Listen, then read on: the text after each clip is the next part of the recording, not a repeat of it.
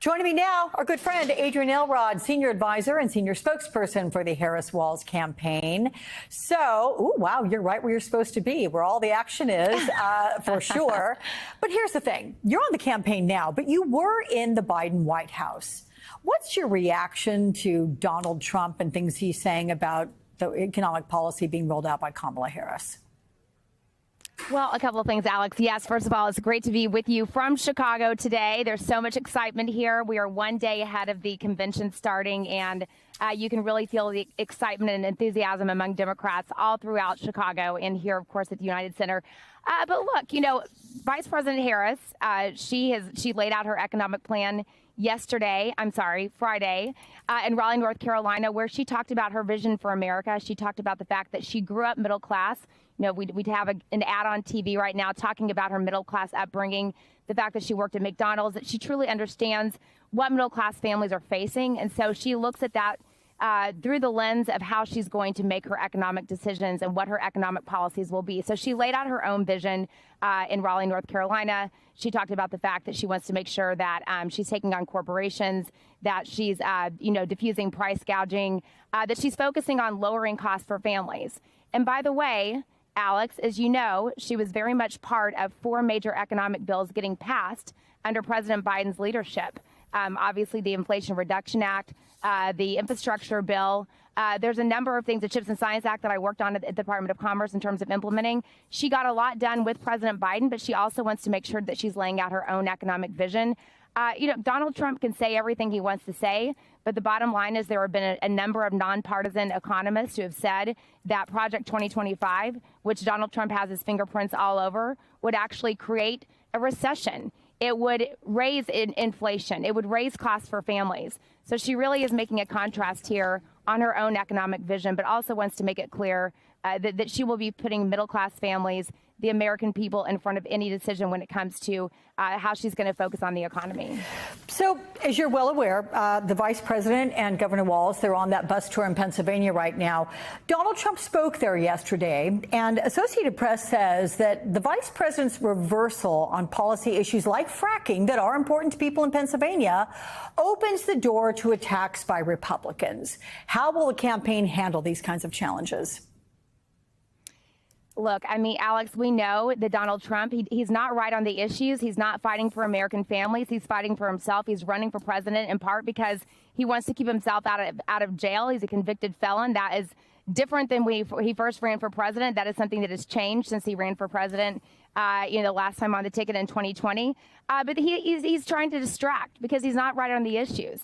And the vice president is making it clear to voters where she stands, that she is fighting for American families, that she is putting the desires and the needs of American families first. That is what she thinks about every single day when she wakes up. How am I going to improve the lives of the American people? Donald Trump wakes up and thinks about himself. So she's continuing to make that contrast every single day on the campaign trail. We've seen Donald Trump look more and more unhinged. He's made some crazy, erratic statements, more erratic than usual, which is saying a lot about Donald Trump on the campaign trail because he's worried about the vice president. He sees her rising the polls. You know, he sees that the fact that she's bringing independents, young voters, voters of all types into her fold. And he understands that that the American people are aligning with her vision, that they're aligning with her message. And it's obviously scaring him and it's making him nervous. And so he has to resort to saying erratic things and making statements that are, frankly, not true and not aligned with our campaign. Yeah, I think you can throw the word ludicrous in to describe some of those statements that he made. You could say that. Yeah. Yep. Let me ask you about a pretty fascinating New York Times profile today, and it highlights the roles VP Harris played in key White House decisions. But I want to read 2 short parts from it. Here's the first quote. She saw trapdoors around her and wanted to avoid them. She considered herself a team player, but could not always be sure the team had her best interests at heart. Here's the other one. Her allies believe the president's staff often clipped her wings, appropriating her initiatives for him to announce without building up her own public profile. So look, you were part of the White House communications team. Is that an accurate assessment? Well, look, I mean, Alex, I'm not going to sit here and comment about a New York Times story that has a lot of sources on background or on deep background, not going on the record. What I will say is that I was part of the CHIPS implementation team at the Department of Commerce. I was part of the Biden-Harris campaign in 2020, and I saw President Biden, Vice President Harris together on a number of occasions, working together, collaborating together. President Biden has made it clear constantly that he looked to Vice President Harris as his top partner, that he sought her counsel and advice on a number of key issues. That was something I certainly saw when they were running together to seek the presidency in 2020. It is something that I observed over the past few years as part of the administration, and it is something that I still see today. When President Biden made it clear he was going to step down, he was going to put his full weight behind Vice President Harris as the Democratic nominee. He said in part, one of the reasons why he was doing that is because he thinks that she is the most prepared Democrat to take on Donald Trump and make sure that we save democracy and keep the policies of his administration going. She's been a true partner to him. That's what I've always seen.